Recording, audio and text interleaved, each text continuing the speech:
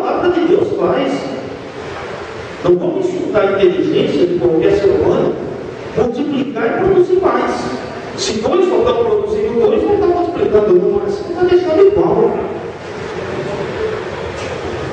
Se você não quer multiplicar em filhos, que multiplique de outra forma.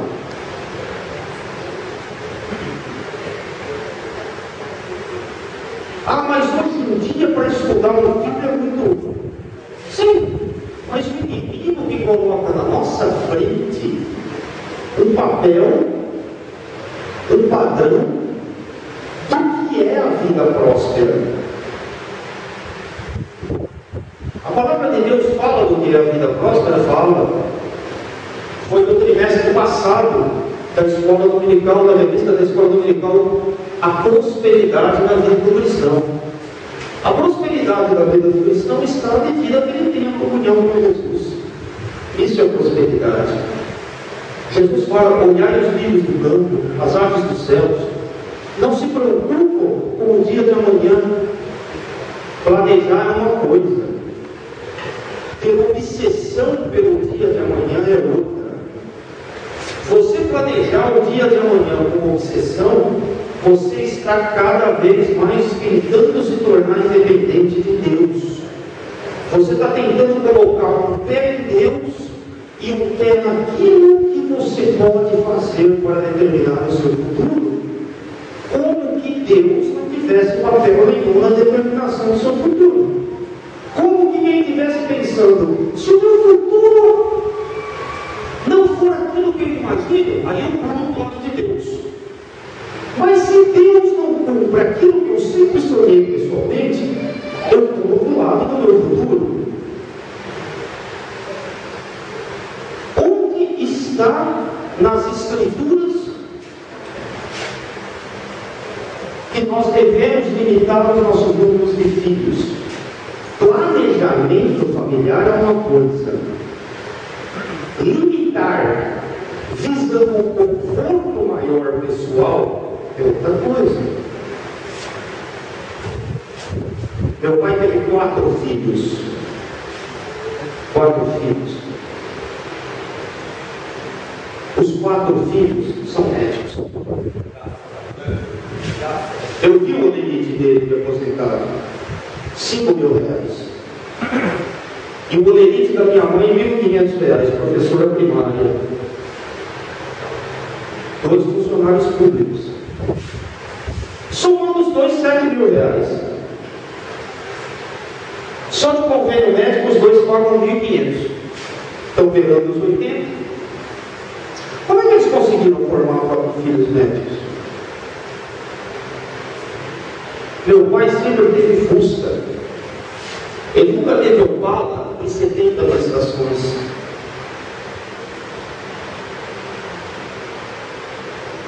Meu pai sempre teve uma casa que cabia todos os filhos que ele teve. Ele nunca teve uma casa para mostrar para os outros o seu poder de compra ou o seu sucesso financeiro. Ele teve uma casa para morar. A bebida na nossa mesa era água gelada, em garrafa. Garrafa de vinagre Castelo, lembra? Os mais velhos lembram? Vinagre Castelo tinha garrafa. Quando terminava o vinagre Castelo, enchia de água e punha na geladeira. Era aquilo. Onde a palavra de Deus fala que tem que ser Coca-Cola. Tem família que, se não tiver Coca-Cola, nem senta na mesa. Outra coisa, carne. Não era todo dia que tinha carne em casa. Sempre tinha arroz, feijão, pelo menos 2 misturas. Que era o tradicional, né, do povo brasileiro. Mas por que uma dessas misturas tinha que ser carne? Hoje, se não for ou frango, ou peixe, ou carne de vaca, ou carne de porco, não tem almoço.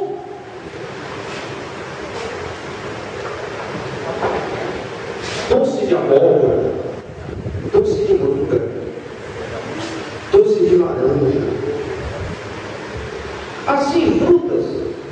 Fruta era banana, laranja e, quando muito, uma melancia.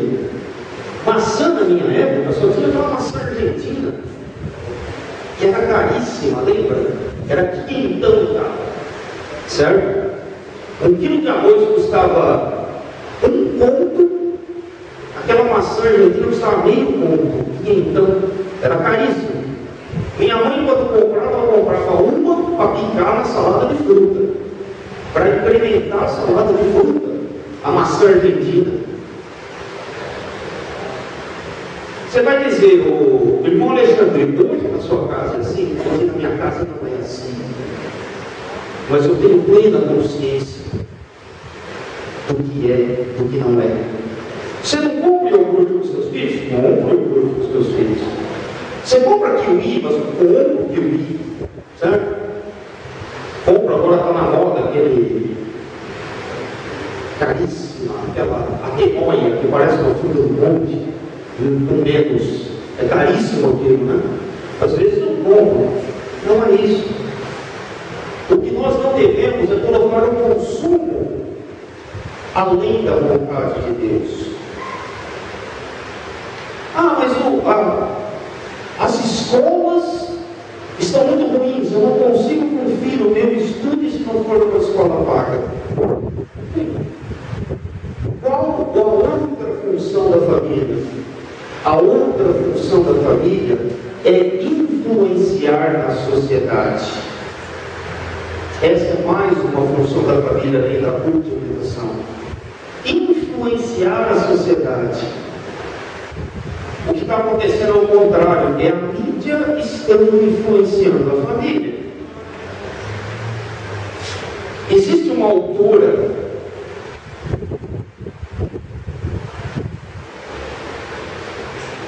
de novelas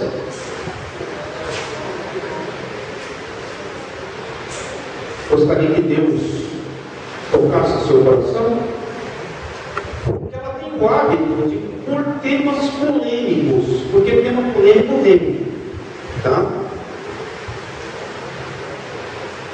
Morte, destruição, estupro, erro médico,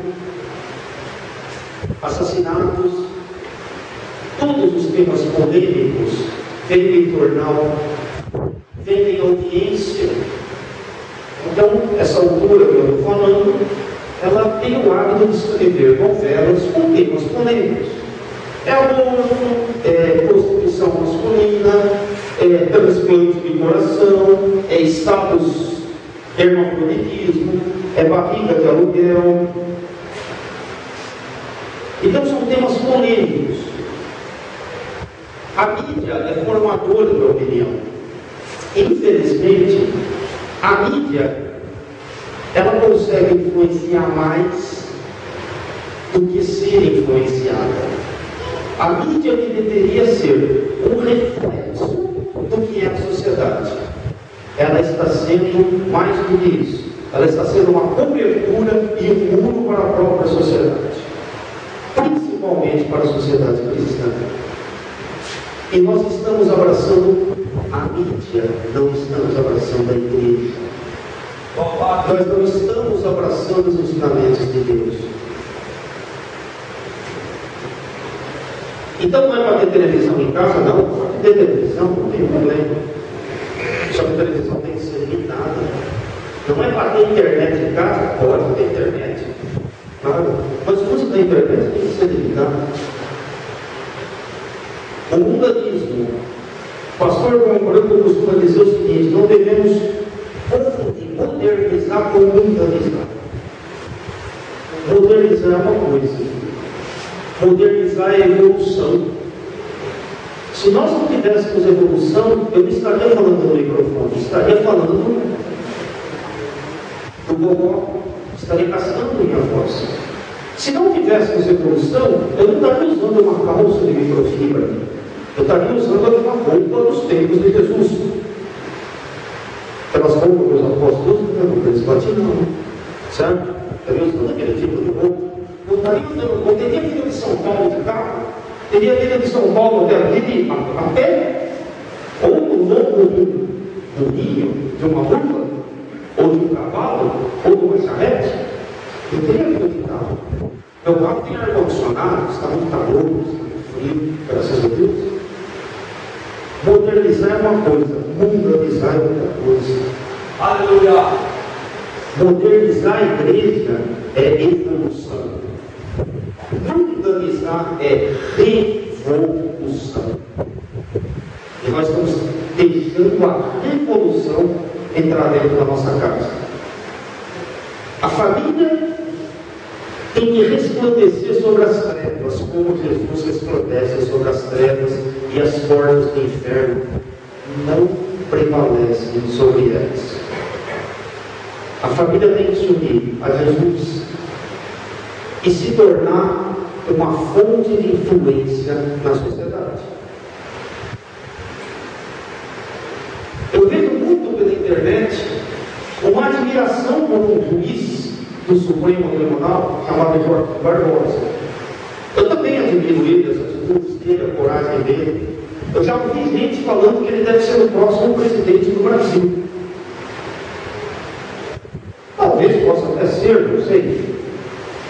Realmente ele é um exemplo de uma pessoa humilde que chegou ao sucesso e que hoje está trabalhando para combater um mal muito grande no nosso país, que é a corrupção.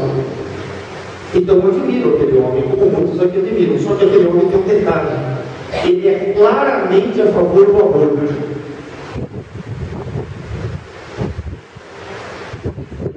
Então, se os cristãos quiserem apoiar esse homem, tem que ficar atento a esse detalhe. Ou esse homem muda de opinião, ou não vai ter o apoio da igreja. Certo? Temos que tomar cuidado. Muitas vezes nós vamos atrás de determinada figura pelo fato dela ser agradável e dela ser popular. Se popularidade fosse sinônimo de santidade, o homem mais santo do Brasil seria o Tiririca. Popularidade não é sinônimo de santidade. E às vezes dentro da igreja nós vemos até, vamos ouvir a pregação daquele pastor, ele é muito bom. Olha, quando ele vai, a igreja enche. Isso é popularidade. Se o Silvio Santos viesse aqui, a igreja ia encher. Até tem gente que não. Só que ele não viria aqui para pregar a palavra de Deus. Ele viria aqui para fazer um espetáculo de auditório. Ele tem talento para isso, mas não tem unção. Nós temos que tomar cuidado, porque estamos atrás dos talentos e não atrás da unção.